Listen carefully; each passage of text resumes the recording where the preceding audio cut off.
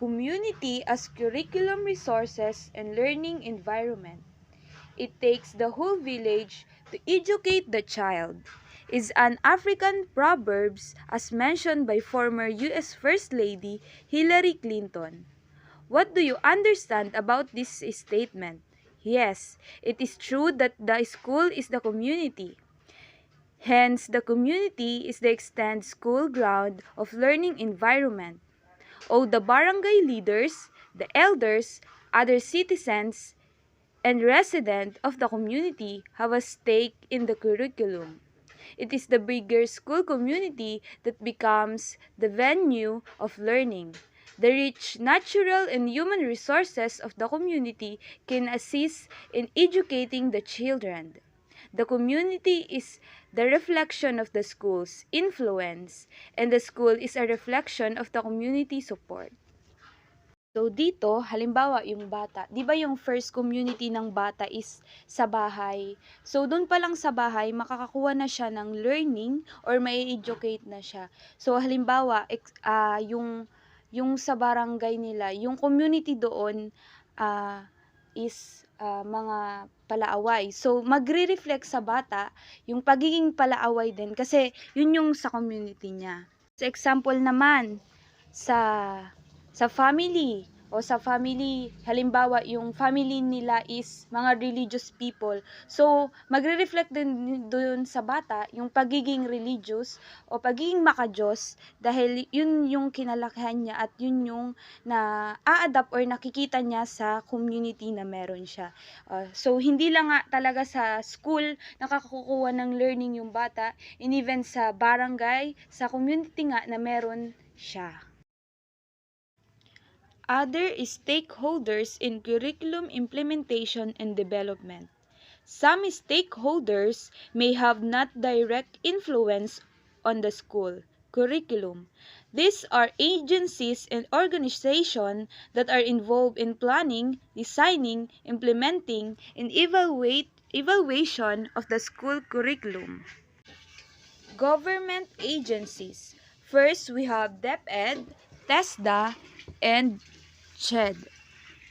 Trifocalized agencies that have regulation and mandatory authorities over the implementation of the curricula. So, sila yung naglalabas ng mga guidelines sa curriculum. So, sila yung nagbibigay ng mga advice, memo, so kailangan natin yun i-follow. And the second one is the Professional Regulation Commission or the PRC, and the CSC or the Civil Service Commission. So the agency that certifies and issues teachers' license to qualify one to teach and affirms and confirms the appointment of teachers in the public schools. The third one is the LGU or the local government units. Include the municipal government officials and the barangay officials.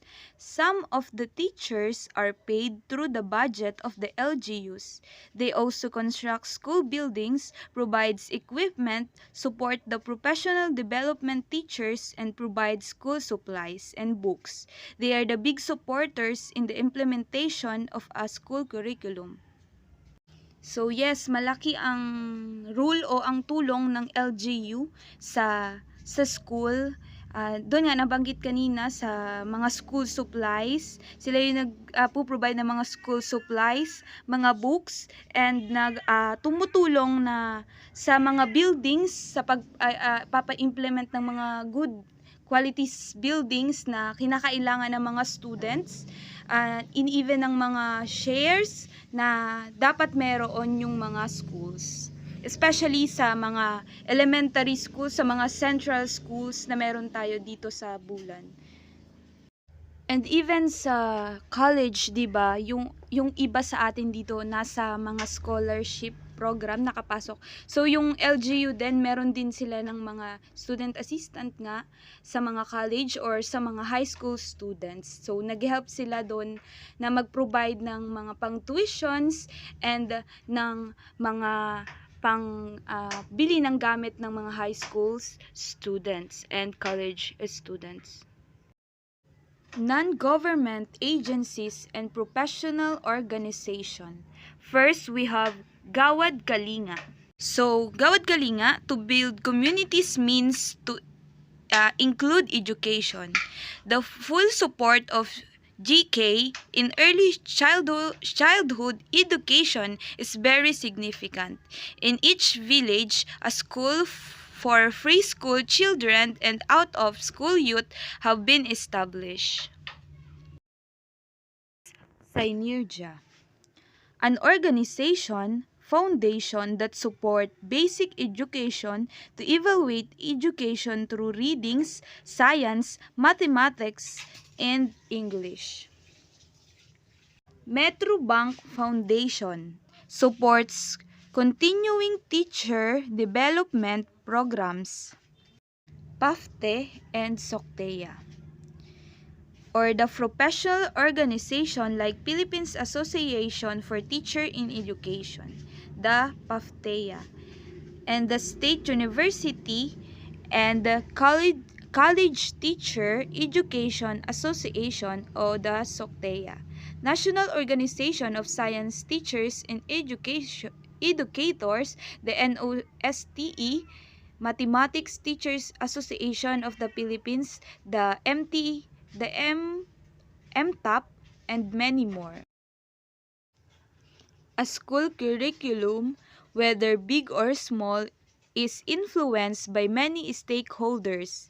Each one has a contribution and influence in what should replace, modify, and substitute the current curriculum.